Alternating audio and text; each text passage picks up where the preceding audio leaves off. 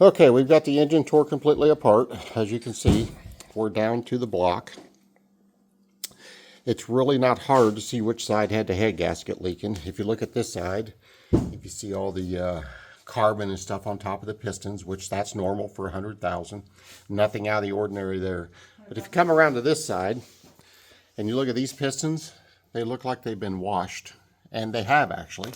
These have been pressure washed with hot coolant.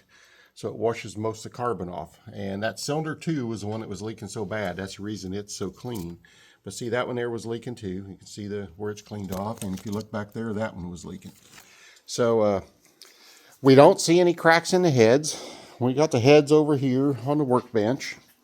This is the head that was leaking.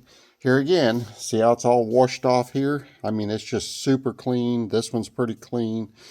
And then you go over here and you see these got a little bit more carbon on them, like up in here. You know, it's just dirtier, which this is normal. There's nothing wrong with that. This one's just super clean because of the coolant washed it off. Now we scrape this off with a razor blade.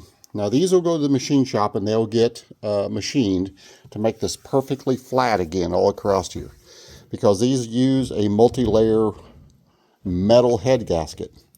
Because these heads have to be able to move and not leak. So if these are not perfectly flat, they won't seal. They will for a little while, but then they'll start leaking. So that's the machine shop that we got to do, is send these off and get these machined. And of course, we'll get them both done. But all in all, and I don't know this for sure, but I sure don't see any cracks in these heads.